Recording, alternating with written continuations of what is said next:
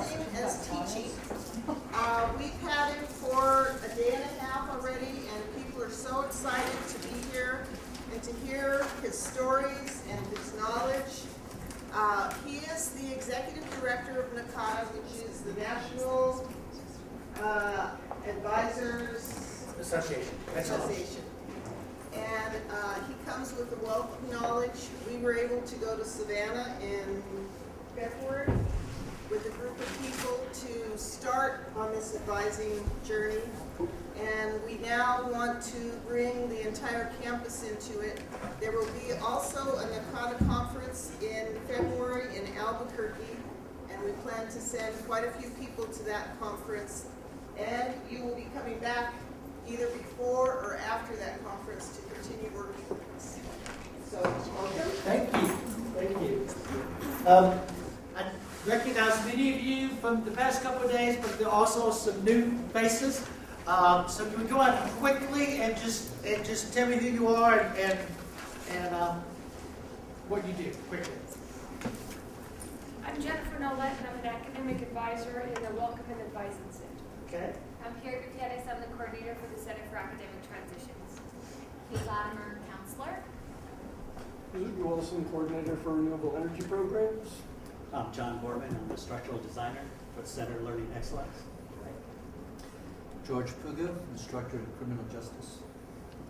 Rafael Rodriguez, instructor in business. Tomas Duran, lead faculty for fitness education.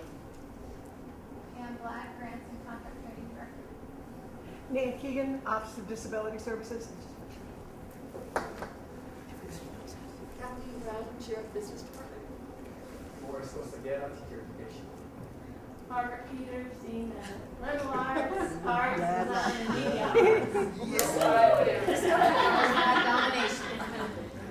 I'm just calling it the School of Domination. Taking over the world.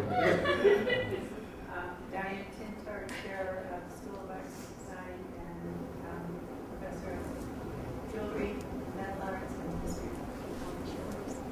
Bernadette Jacobs, chair of social sciences, humanities, and psychology courses. Paul Jacobs, math, still teaching math since this morning. Good. Sometimes things change quickly in community colleges. Neil, biology professor. Is developmental English. Jane Miller, science chair. Lauren Smith, developmental English. Great, great. Cheryl, I do what Carmen tells me. So do I. Carmen, I do what President Guzman tells me. All right. I do want to talk about, for this next few minutes with you, the concept of advising as teaching and how we look at this from a standpoint. One of the first things we really have to think about is that academic advising is not a service. It's not something we do to help students. It's, yes. I'm sorry, I just wanted to tell everybody that we will be getting your PowerPoints Yes. and posting them, so you don't have to worry about getting every single word down. Yeah, then you can send them out and put them on the website, Yeah. whatever works for you. Fresh coffee is on the way. The important thing. I'm sorry. There you go. It's not a service. It's not something we do to help students. We're really teaching students what they need to know to be successful in college. It's kind of a blend. Advising began as a very prescriptive process. You know, students sick, we give them a schedule. We tell them what to do. And then we began looking at advising from a developmental standpoint, in which we look at the whole student. And we look at everything around that student. During that time that we went from prescriptive to developmental, it began, whether it was true or not, there began a real socialization of the idea that prescriptive bad, developmental good. We know at community colleges, and when I say we, for those of you who haven't met me yet, I spent 18 years in community college at Coastal Georgia Community College while I got an associate's degree. I was an English faculty member there and ultimately an administrator. So when I say we, I do mean we. We in community colleges know that for many of our students, we need to be prescriptive with them initially. Because they many times come in first generation, low academic abilities, lots of issues that they don't know what it is to do. So prescriptive for many students is needed initially, but before we can deal with the developmental. What advising is teaching does is really bring the two together, because we're looking at what it is we're teaching students they need to know. Many of those are going to be facts, many of those are going to be skills, many of those are going to be feelings or values. So that it really is a good blend of the two as we look at that. First thing we need to look at what it's not. It's not an administrative function. It's not a paper relationship. It's not just about scheduling. It's not just about keeping a record of your degree plan. It's much more than that. It's not just getting a signature or a PIN number. You know, someone always asks me, should we have mandatory advisement for a certain group of students? Whether it be first time, whether it be those who are still in remediation, whether it be whatever it may be. And my response to that is very simple. And that is, if you're going to make it mandatory, which is fine, there's got to be clearly a purpose and a value to it other than just getting to register. What is it that the student's going to learn because they came to see you? And that's essential, because you're not going to solve all your problems by making academic advising mandatory. And many people think that's going to be the be-all to end-all. It many times can become more detrimental, because students become even more reluctant to see an advisor other than when they're forced to. And so we really want to think about that. It's not a conference or a workshop or whatever that we do once a year. Okay, the 1,000-mile checkup. Okay? We've got to talk about it constantly. It's got to be part of our culture, part of our community, and what we do. So that as we're in whatever department or unit we're in, our area, we all talk about the field of study that we're in. It becomes very important that we do the same things we think about advising. And that we look at what does the literature tell us? What does the research tell us? And these are ways that Cheryl can really benefit and work with you. There's tons of free work, free information, and free types of research and articles from the Narcotic Clearinghouse, which every unit, every department could take, and the first 10 minutes of every department meeting, spend 10 minutes talking about what we need to know about advising our students. There's nothing to do with bureaucracy. It has nothing to do with scheduling. It has nothing to do with the new banner screens. It has nothing to do with the new course requirements. But what we need to know theoretically. What we need to do is we work with that. It's not judgmental or dictatorship. This is not what we tell them what to do. And the problem here is students want us to tell them what to do. You know, because then if they're not successful, who is it they can blame? Us. Because we told them to take that course. You know, I always think about the time that I was driving through town and a young lady ran a stop sign, hit me broadside, totaled my car. She got out of her car saying, quote unquote, I told him I couldn't drive a stick shift when they sold me this car. She just bought it 3 blocks up the Chevrolet did. But she was blaming them because they made her take a car with a manual transmission. Okay? That's what our students do sometimes. You made me take that course at 8 o'clock. I told you I couldn't get up at 8 o'clock. So it's all your fault within that. So we have to realize it's not that. It's not personal counseling. And that's really important to understand. Unless you are a personal counselor, advising is not personal counseling. But we have to understand and we have to talk about where's that line. We know in community colleges, our students come in to talk to us about, I'm having trouble in X, whether it be English or math or whatever, and before you can go much further, they then blurt out, I've been homeless for the past 2 weeks, that's why I haven't come to class. Or I'm having a family crisis at home, or whatever the case may be. We cannot simply go, whoa, stop! Let me take you to camp. Okay, because I can't do this. And we've got to understand that we've got to be willing to listen. We've got to be willing to hear the conversation, because something about you, they built a relationship that they were willing to tell you that. And if you stop them immediately, they're never going to be willing to do that again. but that doesn't mean we tell them what to do about that problem. We do get them to the counseling area to have those discussions. Right before I left my former campus in Georgia, I got a call like at 8:15 in the morning from a young man who was a sophomore. He was graduating that semester. He lived in Jessup, Georgia, which was 45 miles north. He drove 45 miles to campus, 45 miles home.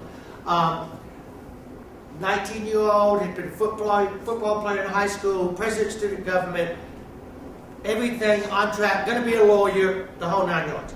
And he called me at 8:15 and said, "Can I come see you?" And I said, "Of course you can, come on in." So he came in like 25 minutes later, maybe 20 minutes later, in my office, and he literally picks me up, and he is bawling. He is hysterically just bawling. And I get him calmed down to tell me he was driving into school that day. He got exactly 18 miles from campus, which meant 18 miles out of Jessup, which means he was much closer to Jessup than he was to campus. He came upon a one-car accident because it was foggy, was the first one there, and a woman had been thrown out of the car and killed on the road, and he had to stay there with the body of the woman until the police came. First time he'd ever seen a dead body. First time he'd ever done any of that. Okay? I had no idea how to help him deal with that.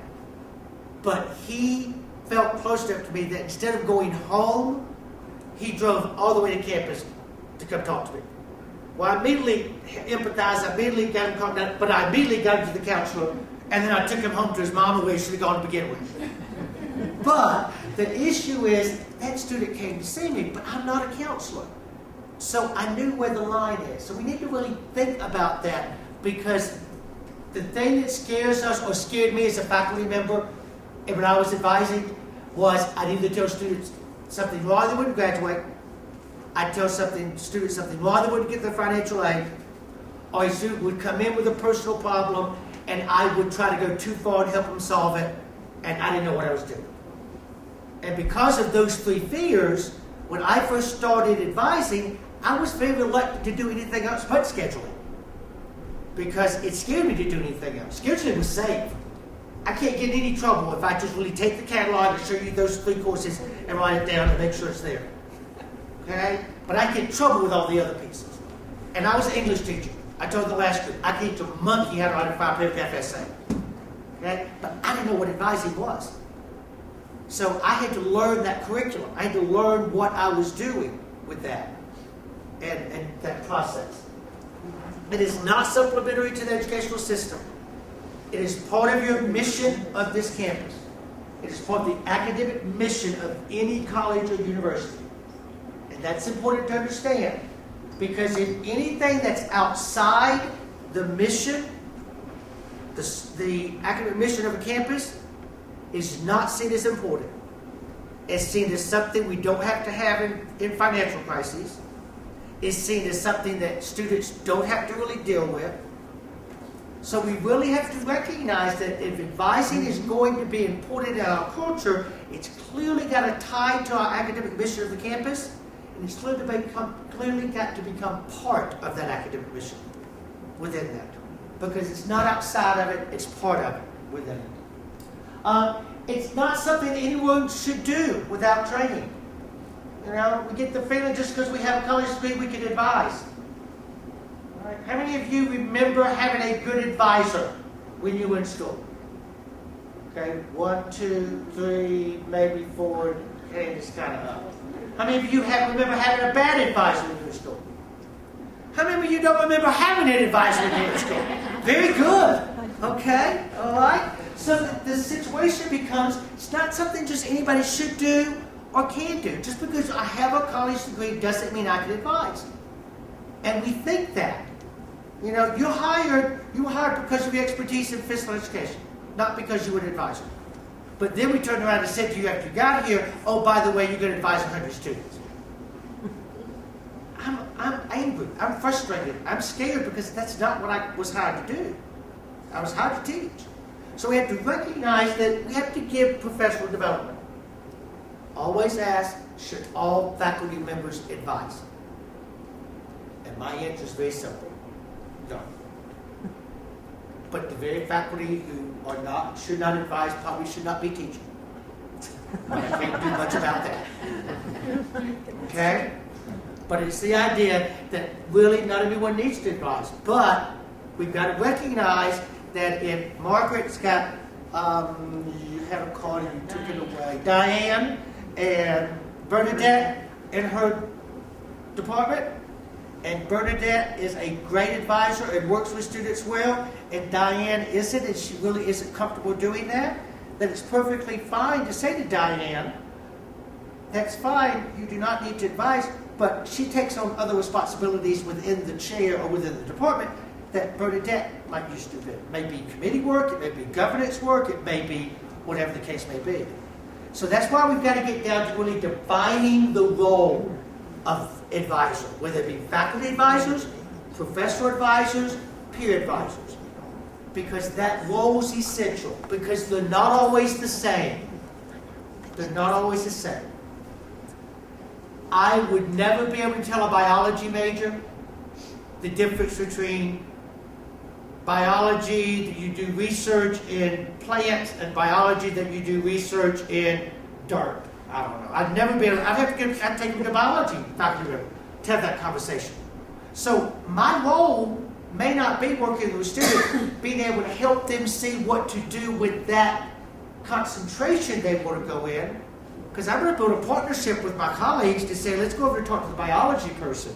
But I can certainly help that student see what the gen ed requirements are, and what the core requirements are, and what we take when. You know, I hear a lot of times from campuses that the faculty saying, you know, I can't keep up with the gen ed. I can't keep up with the core. You know, I told Carmen yesterday I was going to probably insult people, and I'm very sorry, but I can get on a plane to go back to Kansas, so I can say anything I want to say. And if you're working here and you're a faculty member and you can't figure out the core, then you probably ought to go work at Walmart. I'm not just being very serious. A core curriculum in 2-year school is not brain surgery. It is not something that's impossible to figure out. And so I think we really have to realize that we can all learn it. It's do we want to learn it, and is it expected that we learn it within it? Just like with our students. Okay? We set high expectations for students. We need to set high expectations for our advisors. Whether they be faculty, full-time, peer, it doesn't matter what their role. We have to set those high expectations. Goals of advising. What is the purpose? What do we know? Well, we know there's several goals. One, we want to help students clarify their values and goals. Why am I here? Many students have no idea why they're here other than I don't want to go to work yet. Or I need to get full-time so I can keep selling my parents' my parents' insurance. And that's the reason they're here. They haven't thought about the value of what college is. They haven't thought about what they may want to do a career in. They really haven't even thought about who they are as a person yet. And we all know part of the college experience is learning who you are. And if you are not a different person when you leave college than when you entered it, something didn't work within that. So we have to think about those. It's also leading students better understand the nature and purpose of higher ed. Lauren, what's the purpose of higher ed? Why me? Why not you? To become a good citizen and a critical thinker. Critical thinker. Isabel? I'd go with the critical thing, but also to reach whatever your full potential is. Okay. Okay. Beverly? Oh, Beverly not here? That was sitting in front of you. Yeah. You know Beverly. Sit by her name, you become her. I would say to help students meet their career goals. Good. Good. Okay. To make a contribution to their community. Contribution to community. Cheryl? To do better for themselves. Good. George? Direct them towards their future goals. I'm sorry? Direct them towards their future goals. Would you all agree with that? Would you all agree with those items? Yes. Of course we do. That's why we're here. We wouldn't be here if we didn't agree with it, because we're not here because we're making lots of money. We're here because we believe in education and the value for students. But are we teaching students that? Are they truly understanding that it's not just about getting a job? And many of them only see college as a ticket to a trade. as a union card.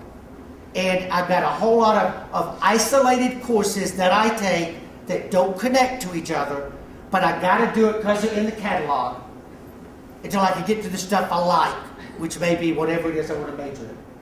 And then I get into those stuff I like, and then I decide I don't like it. So now I go somewhere else. Okay? All right?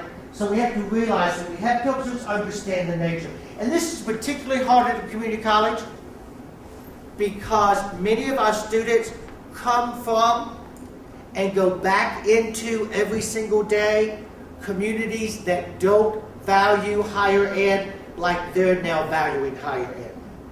So that they now become different than the community they go back into. And this is very hard for many of those students. I came from a very poor rural part of Georgia with a very large, very socioeconomically disadvantaged African American population, in which I worked with the middle school students before to think about college. And literally sixth graders, particularly boys, told me from day one in sixth grade, I can't go to college. And it was so depressing to me that by sixth grade, a 12-year-old had already been taught or learned or thought going to college was not something for him. So that if he did go to college, he was going to be outside the norm of where he lived. That's hard for our students. And we have to recognize that. So we have to really talk to them about that, because that's not something that's totally outside teaching them how to write a paragraph essay. But it is something I need to have a conversation with students about. I might have it as a topic for an essay, or I might have it as a conversation in a workshop. But that we have to understand that that's important to do, because particularly with our students, this is really changing their lives in so many ways. And it's not, and it's also providing accurate information. Okay, but please notice that's not the first one. Okay? It's not just the first one. It's not just the first that we tell them policies and procedures. Okay? All right? It's helping them plan educational goals. Assisting in the monitoring and evaluation of their progress. Our students don't know how to do that. Our students don't know how to do that. Okay? You ask them how they're doing, they all tell us the same thing. Good, good. And then they've got a 0.2 GPA at the end of the semester. And they have no idea why. They literally don't. Are those students, how many of you had the students say to you at the end of the semester, what do I got to make on the final to get an A? Yeah. Okay, you might as well stay home. Because that's not going to happen. But they are deadly serious. They're not being facetious. They think they can do it all. Or, can I get extra credit? Well, it might have been good had you done anything for credit all semester, which you didn't. Okay? Because they don't understand those pieces. So we really have to have those conversations with students about how to evaluate it. Integrate them into resources. And when they need to use them. There are resources on your campus freshmen don't probably ever need to use as freshmen. But there are resources on your campus that your second year students need to use consistently. So why do we tell students every single resource that they're ever going to need when we first have them come in to see us? And the reason we do is because we're afraid they'll never come back to see us again. So we tell them everything they ever wanted to know. They just wanted to know where to park and how to buy a book. And we're talking to them about matriculation and transfer and grade point average and all of this stuff. That means beans to them within that. Okay, so we have to really think about those. So advice is related to teaching and learning. It's a part of teaching and learning. Teaching contributes to individual growth. How many of you would agree with that? Right? Advising helps with individual growth. So they're the same thing. It's just a different curriculum, once again. Learning can be measured. How many of you measure the learning in your classroom? What are ways you learn? What are ways you measure? What's the ways you measure the learning? Good. Quizzes, projects, assignments. Bernadette? Papers. Participation. Isabel? I'm sorry? Presentations. Okay. And why do you do that? To measure if they learned something. To measure if they're ready to move on. to measure they have the basic core skills they need to get from that course. Folks, we can measure academic advising the same way. We can have students develop a graduation plan in their second semester that takes into account their personal life, the schedule, what they need to do, and bring that into us to discuss it with us. But somewhere along the line, we've said we can't require our students to do anything in advising. They're just going to be for us to tell them what to do. And the teaching is not about telling students what to do. Teaching is about teaching students how to be independent of us. I mean, don't you believe you're really successful when a student can take a course, make an A, and not ever come in to see you because they've understood how to do it by themselves? They've understood how to grasp the ideas, how to work with study groups, how to work with each other within that. That's what we want advising to be. So we can measure that. You want students to know the policies that are built around drop and add? You can say today we're going to talk about those policies. Here's pretest. Okay? You got a 0 on it.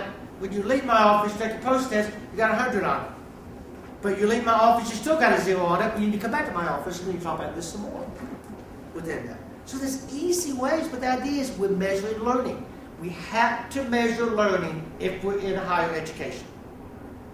And advising is a part of higher education, so we've got to begin to measure the learning. In classrooms, we measure both learning and effectiveness in our classrooms. In advising, we tend to only look at effectiveness at this point. Diane saw 9,000 students between 8 and 8:30 today. We're really proud of her. She's going to get a certificate for that. But do we know if they learned anything? Do we know if they gained any information? But it's important for us to know she saw 9,000 because we need to be able to go to the powers that be and say, I gotta have more advisors. This woman's gonna die if I don't. She saw 9,000 people this morning. We can't do this. We need to know that. Okay? We need to know that students are satisfied. Because it's important to know that. Okay? But what's the problem? Students are satisfied when they get what they want. Right? You're my advisor. You come in to see me. You only come to class 2 days a week. You got the easiest faculty members on campus. You don't come to 11. You're out at 1. And you get 18 semester hours. When you fill out that evaluation form on satisfaction, what do you put on that evaluation form about me? Awesome. I am God. Give me a raise. But then you come back to see me and you say, I got to drop that English course. I told you 11 o'clock was too early for me to get up.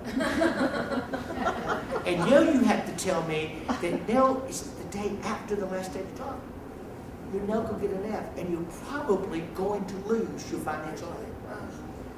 Now what do you put on that form? Suck scissors. Make him leave. Right? We know that. Because that's what students do. But we know that about students in our classroom too. You know, how many of you have ever gotten a bad evaluation from a student? And you can carefully tie it right back to the person who didn't do well in the course. Right? You know, we do evaluations all the time for NACADA and events. And I have my whole door filled with the ones that keep me humble.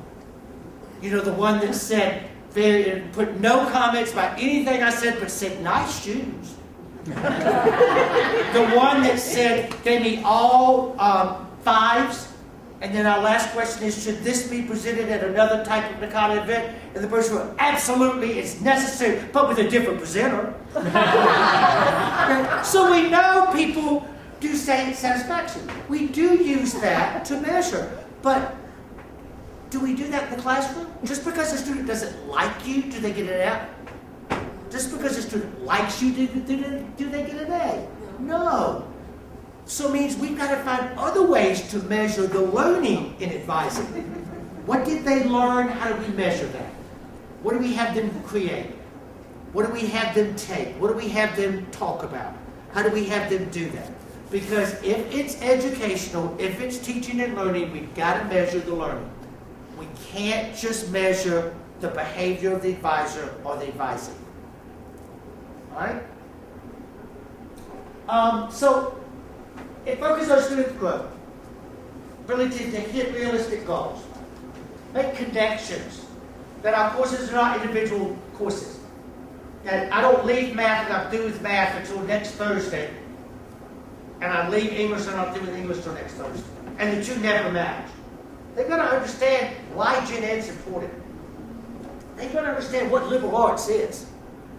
They've got to understand the core of why they're here, which means they've got to understand how does music appreciation fit in a criminal justice major. You know, I had went to school with Wichita State and was in a freshman seminar course at the end of the semester, and students were talking about what their favorite course was.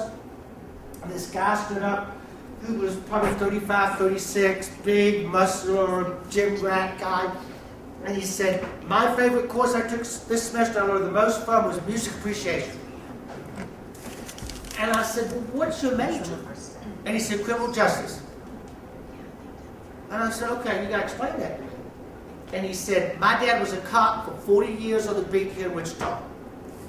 We knew that until he came home and had 3 beers and had been sitting in his recliner, we did not talk to him. Because he came home under such stress and such frustration. He said, I never want to do that to my kids. I now learned about music I can listen to on the way home, so when I get there, we'll be calm and be nice to my kids. How powerful is that? I mean, that's a kid who understands liberal arts. That's a kid who understands Gen Ed. I went with a kid at Kansas State who's a farmer. He's going to be a farmer. He's going to take over his father's ranch. He was an ag and econ major. He changed his major to philosophy. And I said, how are you going to explain this to your dad? And he said, oh, he did. And I said, how'd it go? He said, not well. He said, Dad's not happy. And I said, what'd you tell him? He said, I just was honest. I said, Dad, of course I'm going to come back and take over the farm. Of course I know how to do this. But I'm going to be driving a tractor for the rest of my life, and I want to know something to think about while I'm doing it. How phenomenal is that? But students don't just have this happen to them by osmosis. They learn it from us. They learn it from our conversations. They learn it from how we teach. They learn it from those aspects. So I really think about those as we go through. It's the self-awareness of the relationship between you and education. Self-awareness. The idea that why does it matter? How does it change those pieces? So what's an advisor's, teacher's, facilitator of communication? It's a dialogue. Okay? Advising tends to be a monologue. Students doing no talking, us just talking to them. It cannot be a one-way conversation. If you're facilitating communication, that means 2 people are talking. So your job is to get 2 people to talk, which means you have to set expectations for students that they will have conversations with you while they're there. And I told the group before, it's okay to make people feel uncomfortable. And it's okay to be silent until a student says something. You know, the hardest thing I had to learn was about silence when I taught 10th grade. The minute I said a question, if they didn't answer me, I told them the answer. Because if they were quiet 10th grade too long, they start getting in trouble. Okay? But what the students learned very quickly is they never needed to do homework. They never needed to learn because I was going to tell them everything they needed to know what was going to be on the test. And I was too stupid to figure that out. But once I figured it out, I became a better teacher. So now I can ask a student a question and I can stand there for days and look at them until they respond. So when a student walks into you and says, and your first question is, Diane, tell me why you're here today. What do we want to accomplish? And you just look at me with this blank stare, I'm just going to keep looking at you with this blank stare until you either say, well, I really don't know, or I was told I had to come, or it's registration and you're going to have to say something. And then when we go with that conversation, well, why did we need to see for registration? I'm not going to tell you what courses to take. That's your decision which courses to take, so what are we going to talk about within this? Because I've got to make the student begin thinking about his or her reactions and responsibilities in college. In your classroom, you hold students responsible. In advising, we have to hold students responsible. And, folks, Just because you can't give them grades does not mean that you're not going to be able to hold them responsible. Students will do what we tell them to do if we tell them to do it early enough. We wait until they've been here a while and heard all the other students tell them, no, you don't really have to do that. Oh, they tell you it's required, just hide from them. And by the time they figure out you hadn't taken it, it's graduation time, they'll just follow you. Okay, we know they do that. We got to get in the very beginning. We got to say the first conversation, advising is part of your responsibility, and here's what you do. Here's what happens when you sit down with an advisor, and here's what you need to do every time before you come in. Students will do what we tell them to do. How many of you have a syllabus that you honestly use it many times to scare the devil out of students to make them know how serious it is? It is long, it is detailed, it is factual, okay? Doesn't mean that you're not going to help them, but you want them to see they have to participate. Learning is not a spectator sport. It is not sitting back and watching people. Learning is an interactive sport. But if we teach it, if we work with advising as it's just a spectator, then we have a problem within that. So coordinated learning experiences. If I teach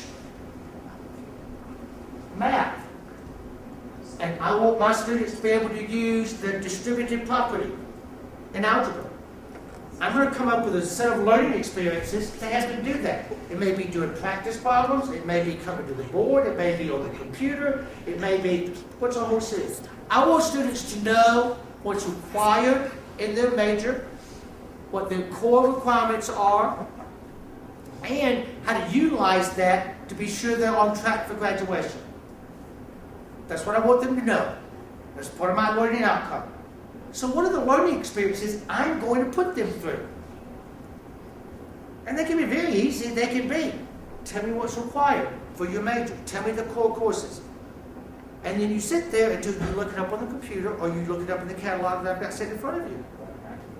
Active. And you make it a part so that they're a part of that conversation within that. We have to make them connect the two. And if we keep telling them that, they're never going to. Many times students aren't successful in college because we've told them what to do for so long when they hit something that they have to do and they don't know how. We know freshman year is important, right? We've all had first year programs, we all have first year activities, we all have first year. If you look at the statistics at 4-year schools, now the highest dropout and retention losses are in the middle of the sophomore year. We did so much for them as first year, we got them into first year, and then we said, oh, you're in second year, you're okay. And they just go downhill because they have no idea what to do within that. So I have to really think about that and how we put it together. We're a referral agent who connects students to the places they need to be and the opportunities they need to have. But once again, we got to know how it is we refer. And what it is that we do. Because students will go places that they understand why they're going. They're not going to go if we just send them. We've all had the kid that walks into us, looks at us. Hi.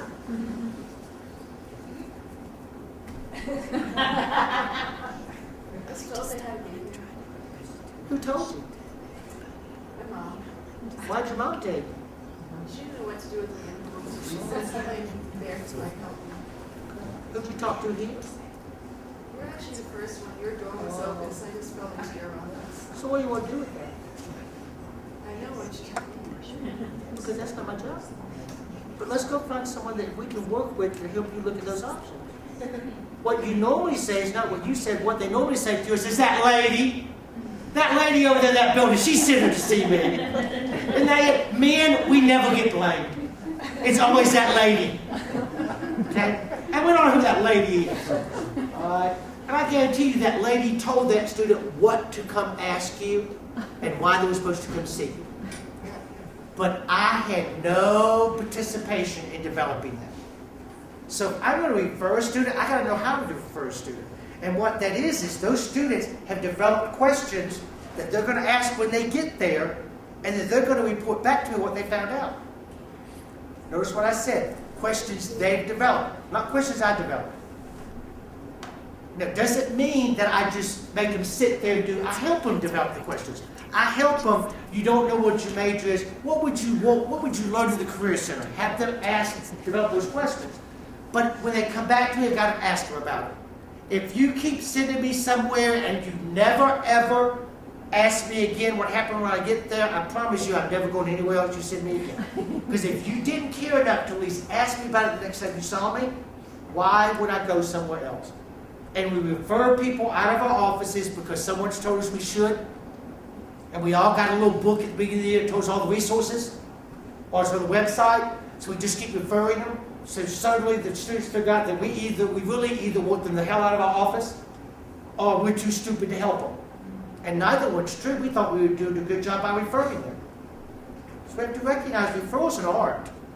And just like teaching, we have to learn how to teach well. We have to learn how to refer well within that. Advisors teach students the value of the learning process. Okay? The value of the learning process. To apply decision-making skills. They've got to understand how to make decisions. Students don't come knowing how to make decisions. We need to help them learn how to make decisions. Well, the first decisions they have to learn to make, and we know in college, is the whole idea of what's my major, right? But the problem we have is students don't know the difference between this major and career. They think their major is going to be their career. And we know that that's not always the case. How many of you in here are doing exactly what your undergraduate degree was in? Every single day. Okay, faculty folks. Okay? The rest of us are. We're doing something totally different. So we're great people to talk to students about this degree can help you do this, this, and this within that. Okay? Put the college experience into perspective. Meaning, it can't be something you do in addition to everything else you do. And for many of them, that's what it is. I've already got a full life.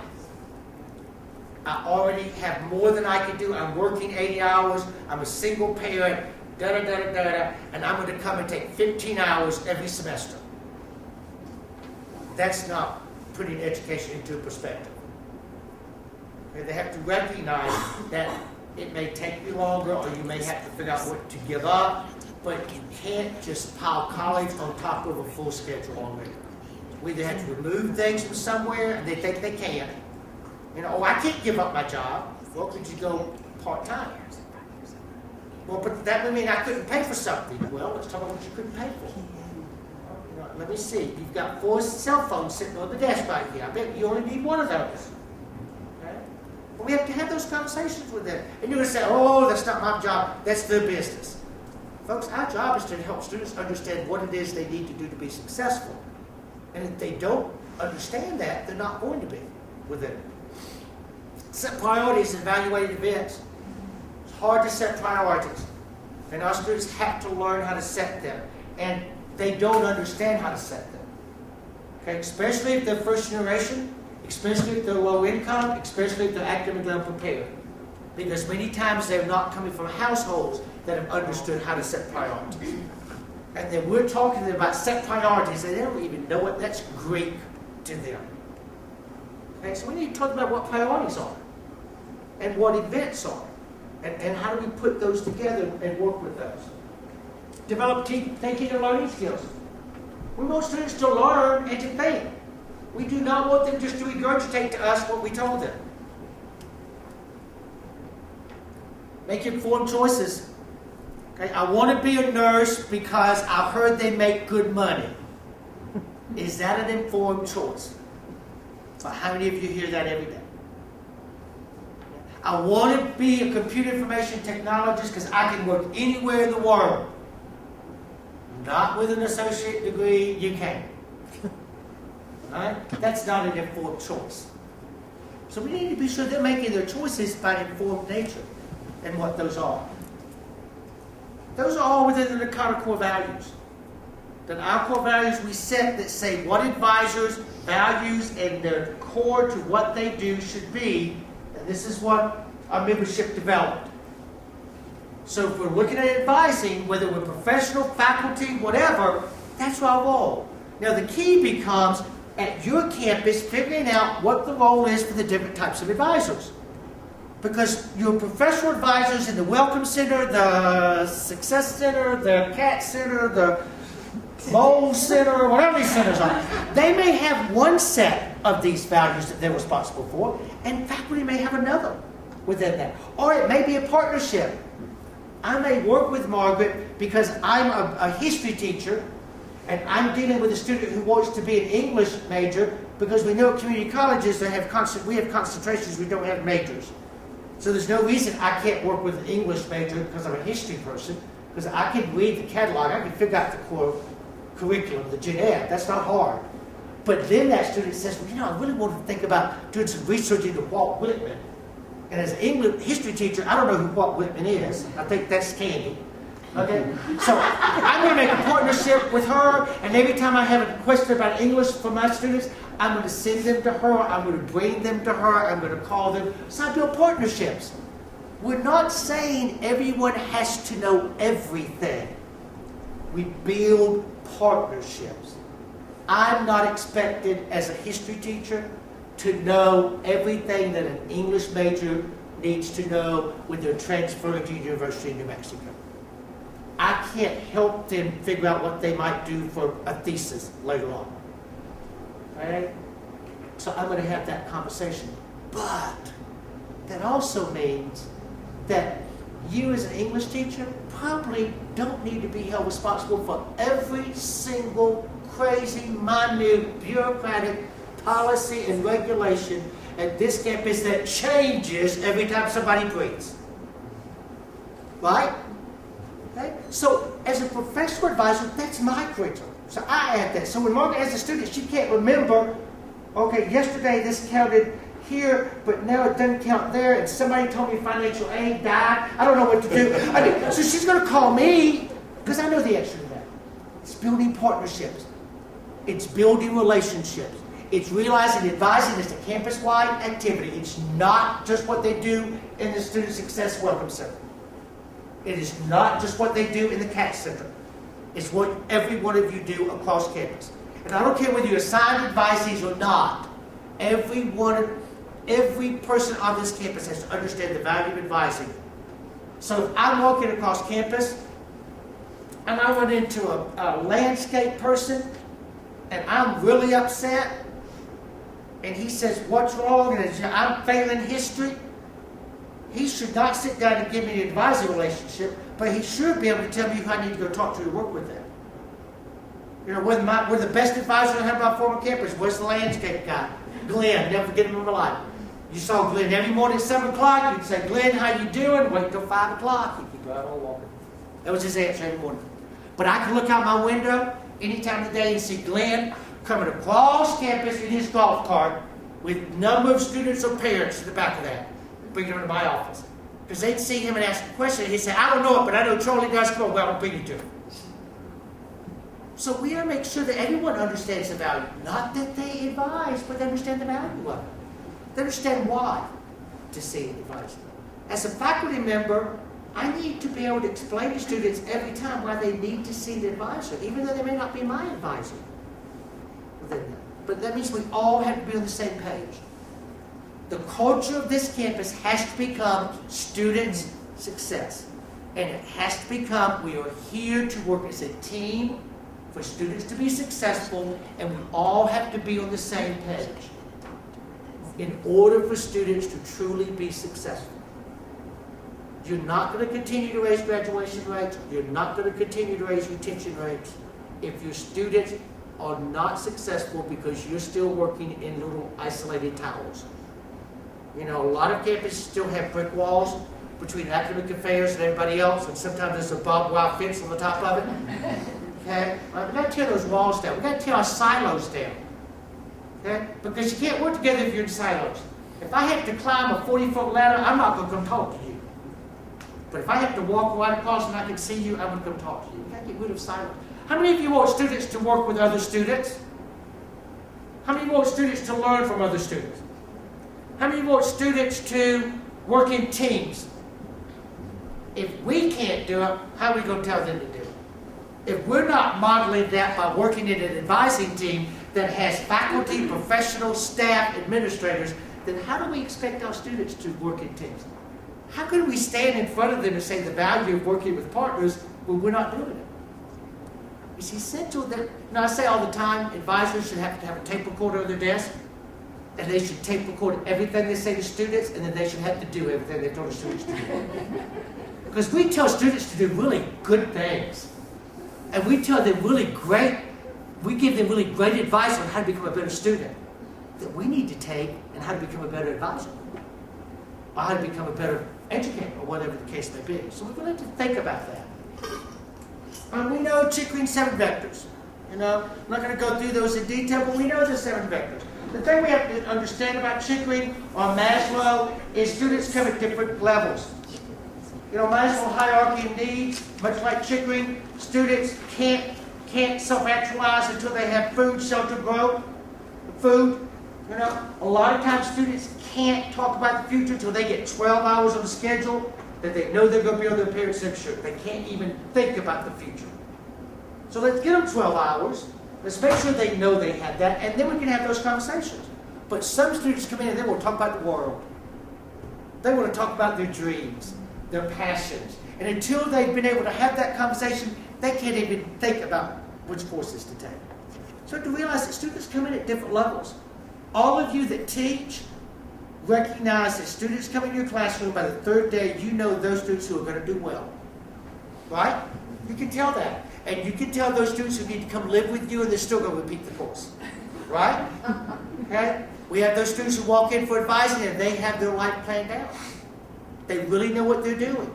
And we can really sit down with them and talk about that. And if they really do and they've thought of the issues, why would I mandate them to come see me 5 times the first semester? They're ready to move on. They got other things to do.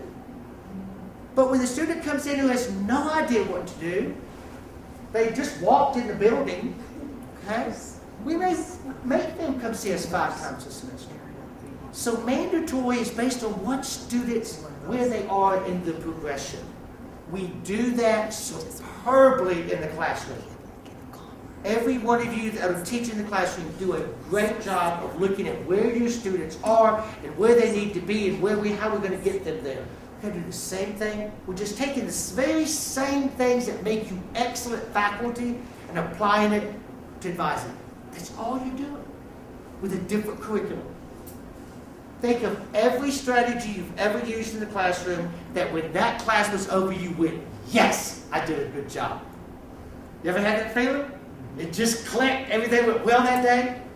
So what did you do? How did that work? Take that with an advising session. And it may be because the students were all prepared.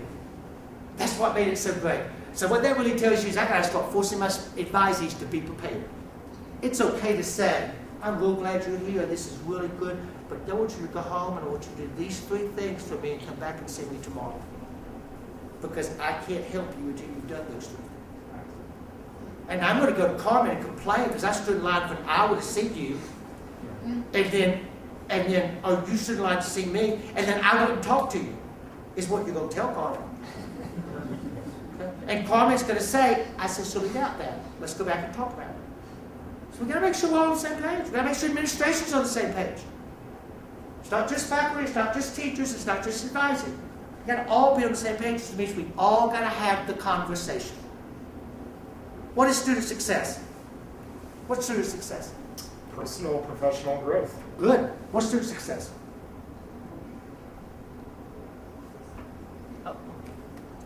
She thought I was kidding. But what's student? What is That they're developing their, well, actually, I'm still in his, I guess, so. That they're learning. Good. They're learning.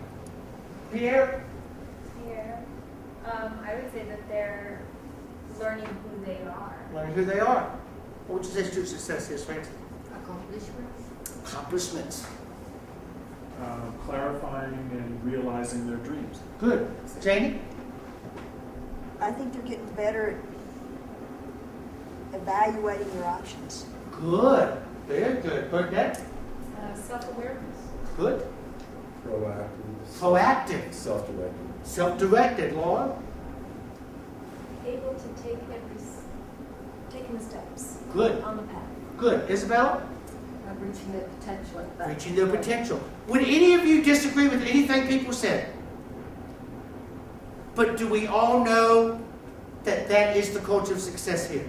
Have we had those conversations? Have we sat down and talked about what our consensus is about success in every area, and then talked about what the different roles are? Talk about what the administration's role are for us to meet this criteria, what the faculty role is, and then we become a team, which means we've got to have these conversations. It becomes essential, and many, many campuses have never sat down and talked about it, even in a group of 5 in a department, much less in a group of 100. You know, so if you're a great place to start, you get your English faculty together and just say, let's talk about what success is in English. Isn't that a great place to start? Instead of starting with what do we have to get? We got to get these students to write more paper. Well, why? Because you want to read more? You got to talk about what the purpose of it is within it. We have all sorts of theories, sort of the theory of challenge and support. The more we challenge students, we got to support them, but we got to do both of them. And I just realized your hand was up and I ignored you a moment ago. I'm sorry. Yes. You know, I agree with everything you've said so far. And then you were talking. Well, that's good. Well, there's a but there. Did you hear the but? No, I didn't say but. Oh, okay. However. Until you got to. You know, I think the difference between teaching and advising is this: is in teaching, if a student needs some assistance, I'll open my planner and I'll say, "Here's a time you can come spend some time with me in my office," and then I can really spend a fair amount of time with students. However, when we're talking about all of this work with students in regard to advising, that's ideal. But what happens very often is you walk in that morning at 8 a.m. and there are 12 people sitting on the chairs waiting for you to walk in that need advising. And Okay, let's back up. Let's back up. Do they need advising or do they need schedule? Totally different thing. Totally different thing. And you got to approach it totally differently. No, I'm going to get you scheduled. I'd say at that point people are scheduling. I would get you scheduled, and then next week you're going to set an appointment to come back to see me for advising. And I will put a hold on your record that if you don't come back, that schedule's gone. You can say that to students. Okay. You can say that because you're right. They're there to schedule. They're not there to advise. And when that happened to me a couple of weeks ago when we first started the semester, I went home that night and I said to my husband, I felt like I was a primary care physician. Absolutely. I just had person after person, but I didn't develop a relationship with any of those people. It's worse than that. It's not that. It's like you're the ER clerical person putting names in the ER emergency room computer. Okay? You're scheduling. It's okay to spend a day doing scheduling as long as you know that's what you're doing. Quit calling advising scheduling. Quit calling scheduling advising. Because that's the problem. And then how do we make that opportunity? Okay? Which means we, once again, got to have that total community conversation about it, because it means how are we going to find time? What resources do we need? Do we need some type of technology that will help advisors do this? We've got to have a campus-wide conversation about those things within those. Alexander asked if there's involvement. The more you're involved, the more you're successful. Just the bottom line. And we have to recognize that the community colleges, our students have the PCP disease. Parking lot, class parking lot. So how do we get them involved? And for many of them, that's not going to be in a club. That's not going to be going to a dance.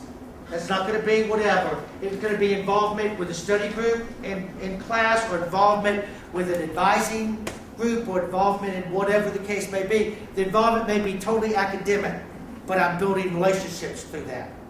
For others, it may be getting involved with clubs and doing those types of things. But we know involvement makes a difference.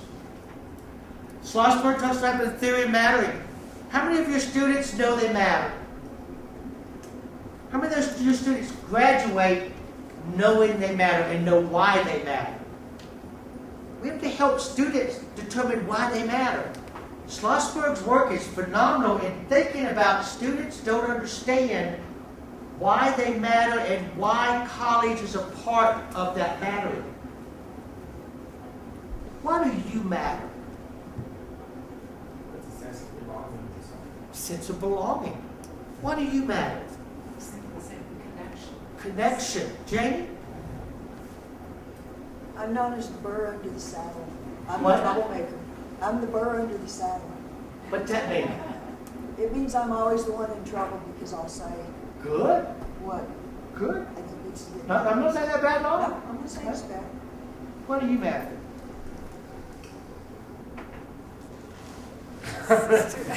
You stumped me. I know I'm mad at? It's like 2:15 on a Friday, sucker. But I know my matter is Francis, why does he matter? He needs Yeah, somebody. so she's in my class. Yeah. Because he contributes to the experience of us. Very good. Very good. Many of our students don't know why they matter. And we really need to talk to them about that matter and how their career is going to help them matter, how that relationship, how those connections, belonging within that. And those are great conversations to have, but we can't if they're just there for 10 minutes to do a sketching. So it's not the same thing. Okay? We're going to need that. Maybe it will be Janie, but she's the verb of the saddle, but she you help her. Okay, expert advising can impact all of these theories, and they have to have all of these theories within that. That's why, how many of you are faculty and you're continually reading about your field? You're continually looking at what the latest literature tells us, what we know. Okay, we need to be doing the same thing in advising. Okay? But what I'm here to say is that that's probably something a faculty member is not going to have time to do with everything else. So that becomes the advising community to help them do that.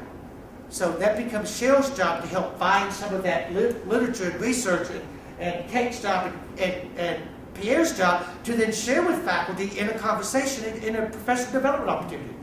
That you said you were the instructional center? Structural designer. What now? Structural designer. Yeah, but you're with the... Center of Learning Excellence. Okay, is that like the Center for Teaching and Learning on your campus? It's a great place to run those types of discussions out of for faculty advising. It's a great place to run because that's the center faculty turn to make sure that they're doing excellent types of teaching. That's where this is going through that. Absolutely. How many of you knew that? Okay, see, you gotta make sure they know that. You gotta make sure they know that because that's where people go. So let's run it through them, and plus, Carmen, they got money. Those centers have money. Use it. Okay. Remember the syllabus? A lot of people use advising syllabi to explain to students, just like with the course syllabi. What is it you're required to do, and what do they include? Mission and purpose of advising. Why do we do advising? The group yesterday took the mission that the other group developed and they worked on it. It's now going to be shared among all of you in your departments and your meetings so we get input from that. But first, before we can do anything, we've all got to have consensus on what academic advising is going to be and is at Santa Fe Community College. It's essential that that happens. Okay? Responsibility of advisors. What is it a student can expect from us? What can they expect from us? But what can we expect from them? And that is not walking in and look at me and saying, what do I do? But we got to tell them that. Learning outcomes, what are you going to learn? So one thing, we're going to be accessible to meet students. Now, let's talk about that one, because that's where it gets us in trouble. Okay? I am not going to be accessible 24 hours a day. No, you're not. But do students have accessibility to information or to the advising ideas they need? 2 a.m. in the morning, students do not have life crises.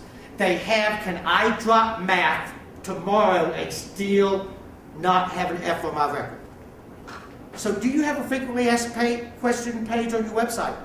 Do you have a blog about what those are? Do you have places to go, that all their Facebook pages, on their Twitter? What do we have technology-wise that students can go to? Because accessibility is all about technology. People for years were scared to do phone registration. Because if people could register on the phone, they'd never come see an advisor. That didn't happen. People were scared to do online registration. Because if you did that, people would never come see advisors. That's not what happened. But what it means is we should be doing things with technology that helps our one-to-one with students be more valuable. We should use group advising. Why, for instance, should you say the same thing to 50 students in a day when you can say it once to a group of 50 within that? So we got to begin thinking about that accessibility, because it doesn't mean. Now, I did have to call a president one day that his staff called me and said that he was demanding them that they all had to give their students their home number or their cell number for them to call them any day, any time in 24 hours. And I happen to know this president. So the faculty said, "Could you do something?" And I said, "Yeah." And I called her and said, "You lost your freaking mind? You must want to get run out of town on a rail with it." Communicate university policies and procedures. That's what we do. We need to know those. Now let's go back to what I said earlier. If I'm a faculty member in my office, I might not know every policy and procedure, but I know where to go. I know the partnership to build. Secondly, we have learning outcomes. When a student comes to me in their sophomore year and they look at me and say, "I have no idea how to use Jack. I don't know how to do that." If you've got learning outcomes and you've had a community decide where that's going to be taught, you can look at that student and say, "I'm sorry, that's not true." You will show that in freshman orientation. You will show that in the student success course. You will show that in the welcome center. And I have a sheet here that indicates that you were able to do that. Because students will come to us and say they don't know how to do anything. And then what do we say as faculty? We say, "I don't know why they have that success center. They don't do anything over there. I could use that damn money here in my department. Can't we get Dr. Gusman just to shut that place down?" Okay? And then the advisors in the welcome center are sitting over there going, "God, we do everything we can, and that sorry-ass math teacher for lunch every damn person we have come in my room. Let's go to Gusman and show her how many students he's failed so he will get out of here. We don't have tenure. Shoot that man." Folks, we gotta communicate. Cheryl's doing this like, "Oh my God, he's really here." I'm sorry. Yes. Yes. Some colleges have an online orientation program, and students can't register for the first semester without proof that they've taken that online program and taken the quiz and passed it. Absolutely. How do you feel about? I think that's great. Doesn't mean that they don't need one-on-one with someone, but it means we know they know that much before they came to us. Banner's not the best system in the world. I won't tell you it's absolutely right, but one thing Banner has is great. You can do lots of pop-ups. And when a student it can pop up and tell a student to take this quiz before they're allowed to get to the registration page. So we can do lots of things like that within that. Help students define and develop their goals. Math teachers are just so easy to pick on. Y'all are just such good targets. Okay. Math and English teachers, we are just good at pick. Match their needs with available resources and appropriate referrals. Once again, as a freshman, I may not need the same type of resources as I'm going to need when I graduate. Okay, so we want to think about what they're using, which means let's have this conversation. Let's all make sure all of us as faculty and advisors know what are the resources and where are the best places that we can use them and how to work with them. And then systems and planning programs. I'm going to skip quickly because I'm running out of time. Responsibility of advising. We need to tell students that they need to schedule appointments. Okay? We need to tell students to be on time for appointments. And you're going to say, "I'm sorry, they're not on time for my class." Well, that's kind of something you need to tell them. No, I was the one that said, "Well, I don't care whether you're on Eastern time or Eastern Standard Time. In this hour, you're on Nutt time. And by 6 o'clock to my clock. And at 9 o'clock when the class starts, I'm going to shut the door. And if you're on the other side, wave at me. Because I'll wave back. But you won't get in class, and then you come see me after class to find out what you missed." And my students never will late. My graduate students to this day know 5 after 7, my door's going to be closed every Tuesday and Thursday night. And so we got to say, you got to be on time. Why would I let a student, why would I not let a student come into 5 class late, but let an advisee come to an appointment 20 minutes late when I've already got all sorts of people that I've got lined up to work with? We set expectations. Students will do what we tell them to do if we tell them early enough. Gather all the relevant decision-making information. They need to walk in with what they need to know.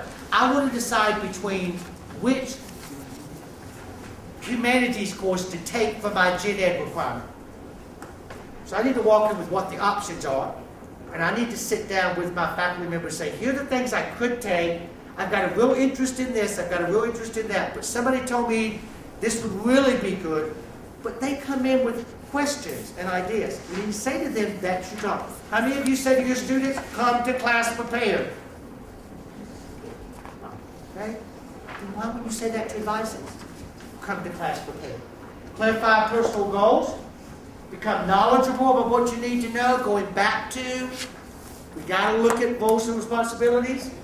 We can't expect everybody to know everything. All right? And be an active learner by being part of that activity. Students have got to understand it's not a spectator sport. And they don't just come in and you talk to them. It's a dialogue. It's not a monologue. Yes, ma'am. Going back to schedule regular appointments, which is what most students don't do. Would it be wise once you met with them the first time and you felt that they really were the type that needed to come meet with you again before the next semester, that at that time, just like in a doctor's office, you set up a schedule appointment? Absolutely. So you reschedule. On my former campus, we really changed the whole culture by saying everybody, from the grounds crew to the president to every single faculty member, we all said the same line, which was, for freshmen at orientation, today you're going to get registered for classes. You are not going to get advised. But you're going to set up an appointment to see your advisor within the first 3 weeks of the semester in order to have an advising appointment. And then before they left that day, they went into the system or they went into the secretary's office and they set an appointment that day before they were allowed to put their courses in the computer. But we set those. We have to set expectations. We have to set expectations. Yes, ma'am. You know, I think one area in some places that we can improve on is the triaging of students and appointments, because there's students that come in, again, who just want to get overridden to a class and that's it. There's students that want to, work out their degree plan, and then there's students who come in who just have no idea what they want to do and want to understand everything there is to know about this career field. And that one appointment's 10 minutes, the other one's 30, and the other one might be an hour. And sometimes we do a disservice to students because we don't ask them ahead of time. It's just kind of like going to the doctor. Do you just want to come in and get your script refilled, or do you need a full physical?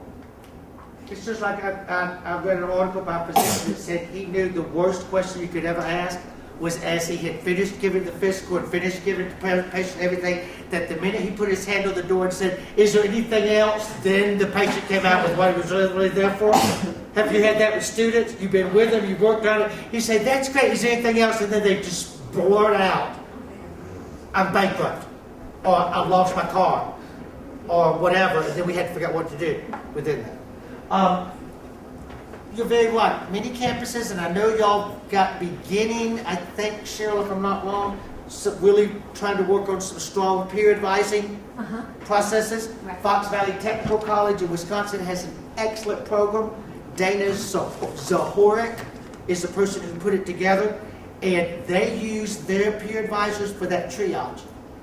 So when a student comes in, they meet with the peer advisor first. If they just want to know, is English 1108 the next course after 1107? The peer advisor answers that. And then they leave, and then they see the real advisor for other things. The professional or the faculty advisor for the other pieces. At University of Pittsburgh, College of Arts and Sciences, the Domination College, Margaret. Okay. They have it set so that students come in and they must see a peer advisor first. The peer advisor signs off on all the technical issues. When they go back to see an academic advisor, it's about what do you want to do in the future, what are your graduate concepts, what are your research concepts, because students know what to do, but we have to train them. Do not ever think students aren't getting advised by their friends and neighbors and the person who's sitting next to them. They're getting advice from students every day. Let's train students to give them good advice, because they're getting bad advice from students. So let's train them to do that. And then we need to ask questions if you don't understand. Those students need to feel comfortable enough to ask a question. You know, we use words with first-year students, first generation, that they have no idea what it is, and we think they do. How many of you ever used the word syllabus with the first-year student, first semester, the first time, and they looked at you with a blank stare? But they are too afraid to say, I don't know what a syllabus is.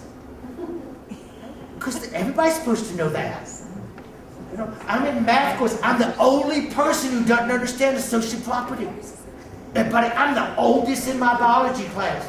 They talk about things I don't even have body parts for anymore. What do I do? We got to understand that they've got to feel comfortable to ask those questions, and what do we work with them with? They take responsibility for decisions. It's your decision, it's not my decision. This is your degree. Okay? If you make the decision, this is what you do. But you don't leave them out to hang. You make them, when they make a bad decision, talk about why it was a bad decision and what do we do next. We have students all the time who come in and meet with you, they do exactly the opposite from what you told them to do. Right? And the next time you come see them and they bring the paper, you say, this isn't what I told you to do. And they say, well, yeah, no, I just thought, and you just blow up. Why did you even come see me? Okay? Well, now they really gonna come see you the next time. Right? You gotta understand, all of us make mistakes. Let's help our students learn from their mistakes. Right? Follow through with referrals made by advisors. Once again, if we don't ask them what they learned, then we'll go again. If I send them somewhere and I don't ask them what they learned, they're never going to trust me that you've sent me somewhere because it mattered. I believe you sent me somewhere to get me out of your office. If I don't ask them what it is. Personal record of your advising. Students should have a personal record. This is what we talked about today. It's not just you taking notes. Students should have that. Many campuses have online portfolios that they require students to fill in information in those portfolios, and they require advisors to fill in information in those portfolios. And there's some wonderful open source portfolio systems. ePortfolio is a phenomenal product, and it's totally free that you could use within that. And it could be piloted in a department. You know, one of the things we have to start doing is piloting. And it could be piloted by the history faculty, or piloted by the developmental studies English faculty, to see that, and then see how we can move it across. We don't have to do everything brand new every year with every group, folks. That's just not even insane. Okay, you know, the definition of insanity is doing the same thing over and over again to get the same results. Okay, when we try to do everything all the time instead of stepping back and analyzing, we make mistakes. So let's pilot it. Let's use the ePortfolio in somebody's class and then work with that. But there are lots of good ways to do that. Then we know we got to talk about what students learn. I'm going to do this quickly, I promise. Well, identifying the questions students need to address. You know, who am I? I need to learn who am I? Our students don't know who they are. Many of us don't know who we are. I'm still trying to figure out what I want to do when I grow up. All right? Need self-reflection, personality inventories, clarification. I'm going to skip some outcomes. So what do we want students to know? This is where we begin thinking about real learning outcomes. I want students to know campus policies and procedures. I want them to know those. Now, how am I going to teach them that? That becomes the second question. What are the teaching strategies I'm going to use? What's the pedagogy I'm going to use? How many of you have certain outcomes that you have for your academic courses, and then you think about what's the best way to teach that? It's the same thing we're going to do here.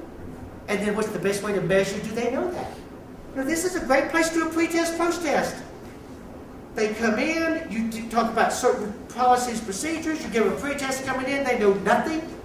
You give them a post-test going out, they pass it, you're through, they move on. But they don't pass it, then they got to sit down with me and go over them again. Or, if 50% of them don't pass it, I must not be teaching it well. We've got to be self-reflective, people. Or Charlie, you could do presentations and work where they're actually teaching the peers. Absolutely.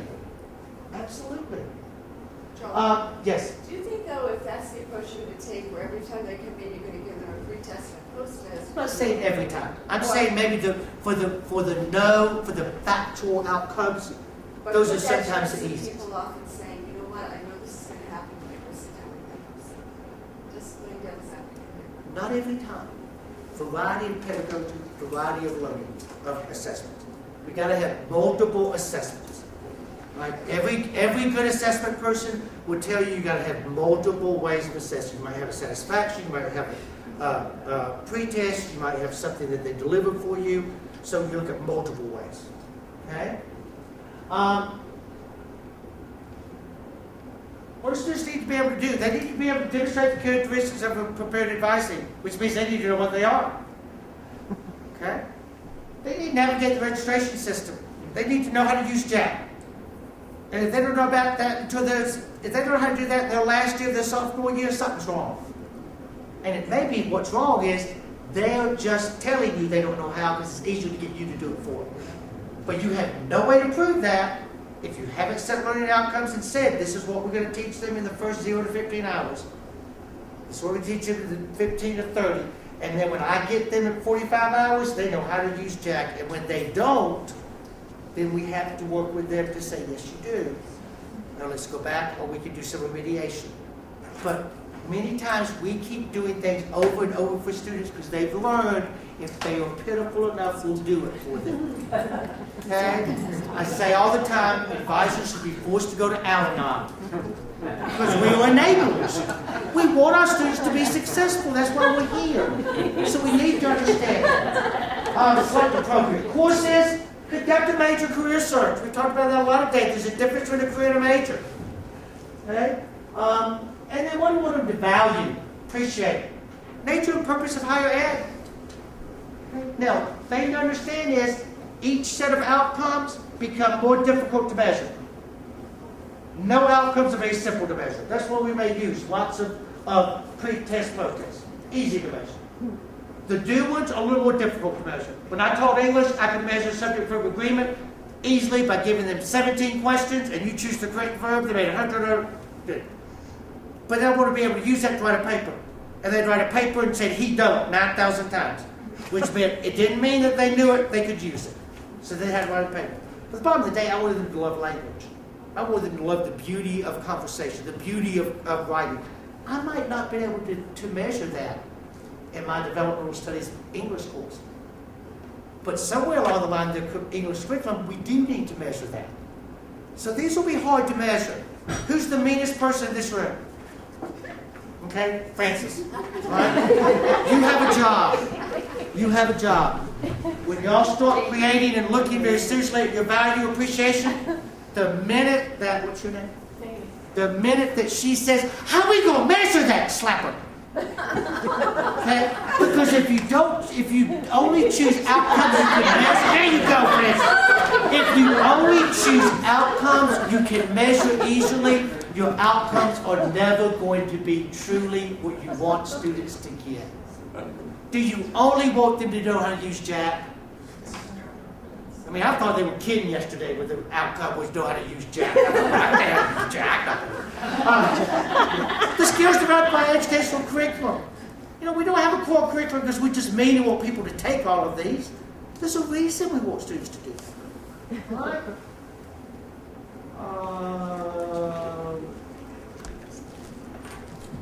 Love this quote by a teacher at Kennesaw State University. My role as a teacher changes very little from that of an advisor. In both roles, I feel a responsibility for students for matters contributing to their success that involve much more than the mere mastery of the subject matter. In a teacher role, I advise, I refer, I listen, and I encourage. Perhaps it is the meshing of advising and teaching roles that creates that mentoring relationship. Love that quote. And I can tell you without a shadow of a doubt, I go to lots of campuses, I work with lots of faculty.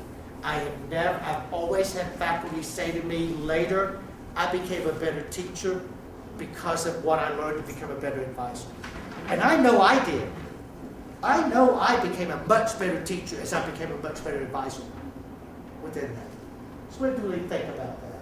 Some suggestions, know the student's name. Be very simple.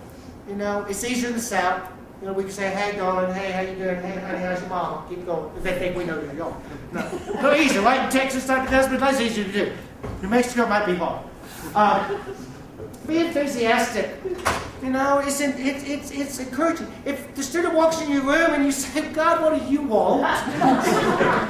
I know it's 5:30, I know you're tired, but you gotta be able to help. Clarify the goals, what we want to talk about. Some of our students flood themselves from the room, flood themselves from the source, go madly in all directions. They leave our offices and they're still just going in every different direction because they don't feel like we've helped them figure anything out. Listen carefully to what they're saying. The T.S. Eliot, that's not what I meant, that's not what I meant at all. I say something to you, but my body language says something else. Okay? We've got to really look at students, listen to students. We've got to give them our attention, which means we may need to put the phone on hold. We may need to put our cell phones in our bottom desk drawer and don't care if it buzzes.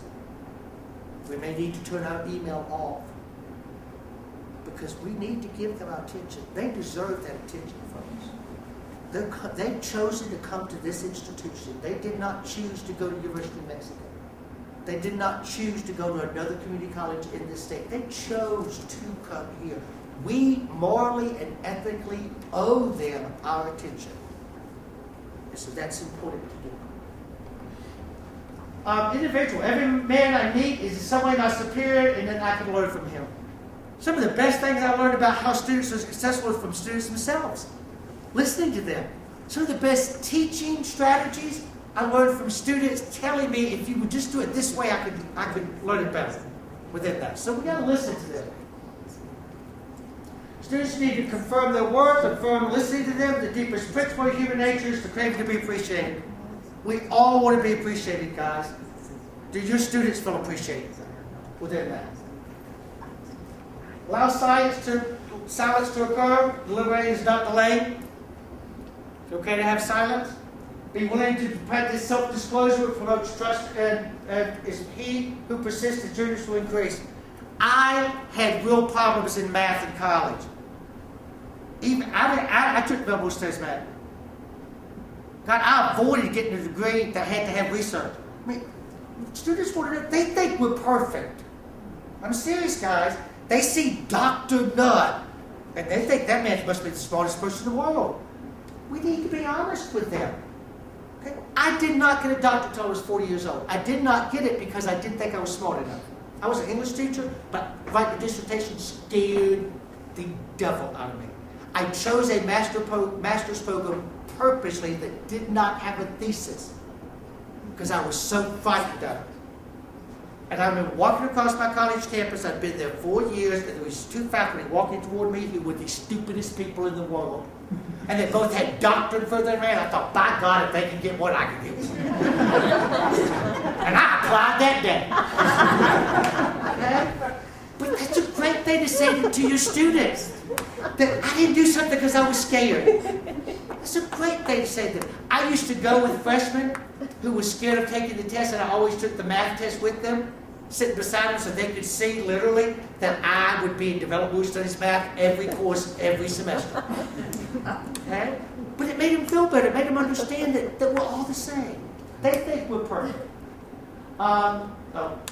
Questions we raise, I love this. The perceptions we share, the resources we suggest, the short-term and long-term plans we help them think through, all should aim to increase their capacity to change. When students leave Santa Fe, they should be different human beings. And everything we do leads to that. Being educated means we can think, we can discuss, we can converse. And then, long after students have left the college, the one they tend to remember from their college experience is the gift of self. Love that quote, the gift of self. How many of you remember a faculty member telling you what course to take? And how many of you remember the faculty member who the first time made you think you really could do college? You really could do this program. Our students often remember 10 years ago you take English on Tuesdays and Thursdays. They're not going to remember that you got them out of a financial aid problem, but I guarantee you they're going to remember how you made them feel. Did you make them feel like coming to Santa Fe was the best choice they could make? Did you make them feel that you were here to support them in every decision they were going to make? Or did you make them feel that they were just another number, somebody who drove in the parking lot? Students can't be numbers. Students are people. Thank you. Thank you so much.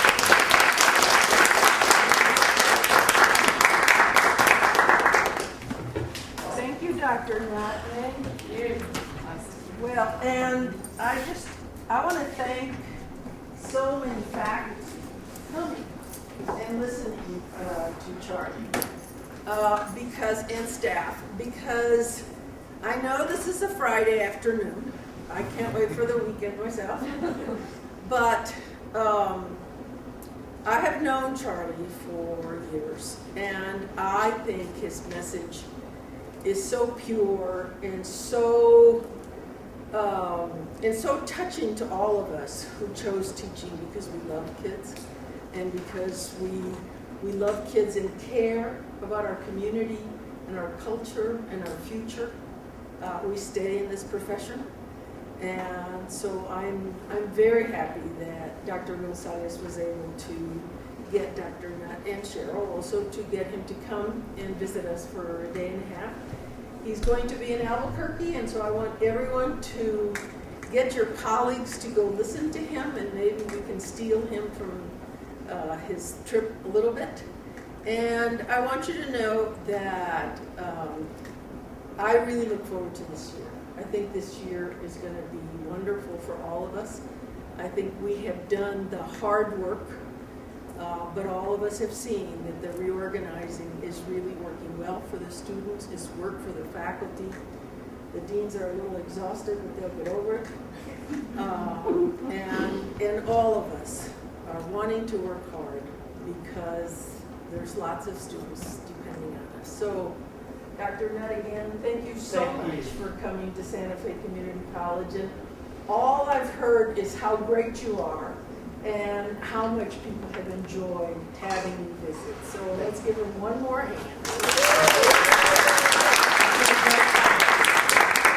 And as Dr. Guzman said, you haven't seen the end of me. When I go to places, I adopt schools. So at some point, you'll probably get sick of me coming.